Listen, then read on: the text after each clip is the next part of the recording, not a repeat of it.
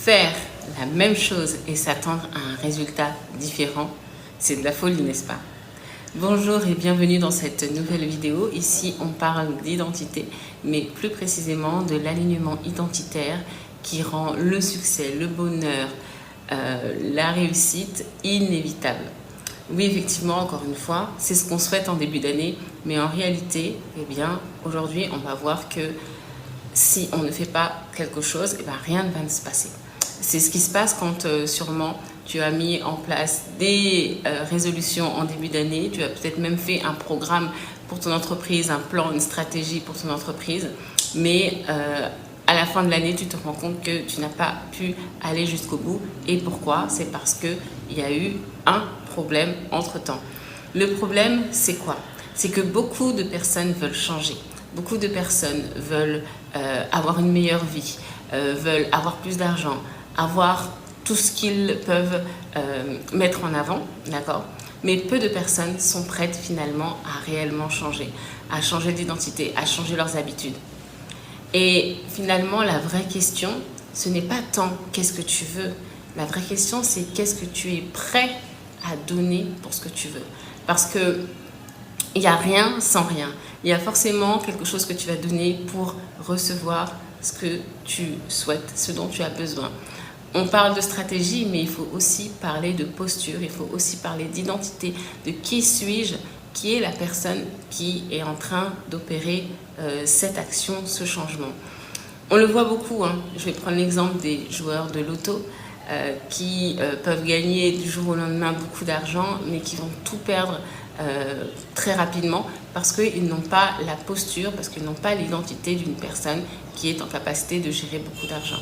Et donc en réalité, quand tu te poses la question à savoir qu'est-ce que tu veux, quand tu penses à tes objectifs, d'accord, assure-toi déjà d'une, on en a déjà beaucoup parlé jusque-là, que ce sont vraiment tes objectifs à toi, que c'est vraiment ce que tu souhaites, d'accord, et de deux, assure-toi d'avoir la posture, en tout cas de chercher à avoir la posture qui correspond à ce que tu recherches, ok?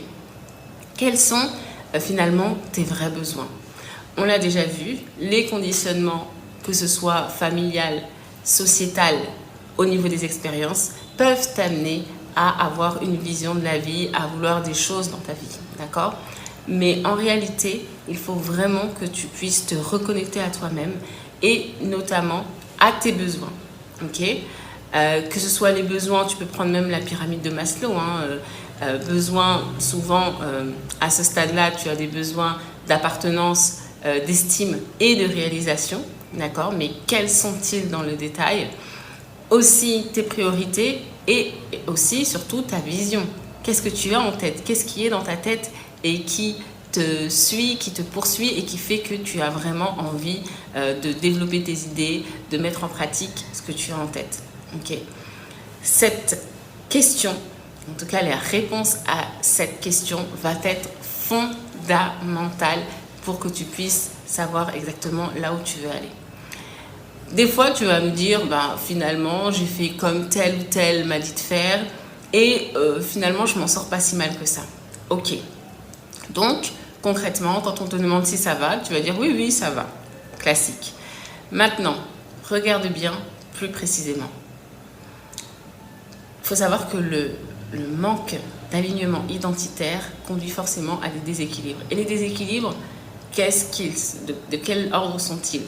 Au niveau du corps, tu vas avoir de la fatigue, tu vas avoir des troubles différents. Ça peut être des troubles ORL, des troubles digestifs, des troubles ostéo-articulaires, d'accord, des troubles au niveau de l'hygiène de vie, au niveau du sommeil, d'accord.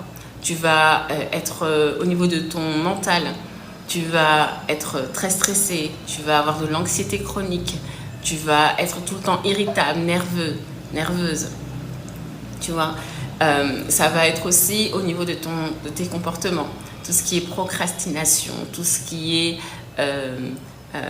problème de légitimité, tout ce qui est même addiction, toutes ces choses-là, eh bien, ont une définition précise. On appelle ça du stress caché. Parce qu'en apparence, tout va bien, ok, tu as de quoi montrer ton meilleur jour. Mais en réalité, bien au fond, quand tu es seul, ce que personne ne voit, ce qui est à l'intérieur, ce qui est donc caché, eh bien, il n'y a que toi qui peux le savoir. Et la plupart du temps, quand c'est caché, parce que c'est une pression interne finalement, ce stress caché, qui, dans le temps, peut avoir des répercussions. Alors au début, on dit que ça va. Même si ça ne va pas, on dit que ça va. Et plus le temps passe, et plus on se rend compte que finalement, ça ne va pas autant qu'on peut le prétendre. Donc, qu'est-ce qu'il faut faire dans ce cas-là? Eh bien, il faut simplement faire pause et dire « oui, c'est vrai, ça ne va pas ». Ça ne va pas te tuer, hein. Ça ne va pas, il ne va rien se passer. Et c'est la raison pour laquelle, à ce moment-là, c'est important d'être accompagné, parce que parfois, tout le monde ne comprend pas ce que tu peux dire, ou tout le monde ne va pas forcément être en capacité de t'accompagner dans cette démarche-là. On voit bien que parfois, ce sont un peu les limites de la médecine occidentale, c'est-à-dire qu'il y a des personnes qui souffrent de troubles chroniques, qui vont voir le médecin et à qui le médecin dit que ce n'est rien, d'accord? Ça a été mon cas. J'ai souffert de troubles digestifs pendant très longtemps parce que je n'étais pas alignée, parce que je n'étais pas à ma place. À l'époque, je travaillais en entreprise. J'avais fait tout ce qu'on m'avait dit de faire, tout ce qu'on m'avait demandé d'avoir, mais je sentais qu'il y avait quelque chose qui me manquait. Et j'ai fait pas mal de rencontres avec des spécialistes. J'ai fait pas mal d'interventions chirurgicales ou d'interventions médicales pour savoir qu'est-ce qu'il y avait. Et tout le monde me disait « non, vous n'avez rien ». Alors, en réalité, c'est là qu'on se rend compte que, ça on en a déjà parlé, c'est toi seul qui peux savoir réellement ce que tu as. La personne en face, donc en l'occurrence le personnel de santé, dit qu'il n'y a rien parce que selon ses normes, selon ce qu'il a appris à l'école, selon les vérifications qu'il a faites, eh bien, tu ne corresponds pas aux résultats mathématiques qu'il attend. Mais en réalité, si tu sais que tu ne vas pas bien, c'est pas parce qu'on te dit qu'il n'y a rien que tu vas te dire « ah oui, c'est vrai, en fait, effectivement, il n'y a rien, c'est peut-être moi. » Non, non, non, c'est pas toi. Si tu sens quelque chose, c'est qu'il y a quelque chose qui ne va pas. Et s'il y a quelque chose qui ne va pas, eh bien, il faut une solution pour ça. Donc, se réconcilier à ses besoins, savoir réellement ce qu'il faut faire et chercher à dépasser tout ça, retrouver l'équilibre pour pouvoir avancer. Bien souvent, on donne trop d'importance au corps. On généralise et on normalise le fait d'être malade. Une personne va avoir un cancer et on va lui dire « bah oui, c'est normal à ton âge ».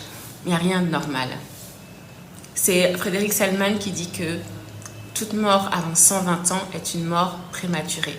Donc ça veut bien dire qu'on a du temps, on a de quoi faire pour faire ce qu'on a à faire. Donc on ne doit pas mettre trop de temps sur la maladie, sur le corps, sur même les maladies mentales, mais on doit plutôt s'élever, chercher à aller puiser en nous toutes les forces pour pouvoir avancer et pour pouvoir aller vers l'objectif que l'on s'est fixé. C'est vital, c'est même spirituel parce que c'est en lien avec notre mission de vie.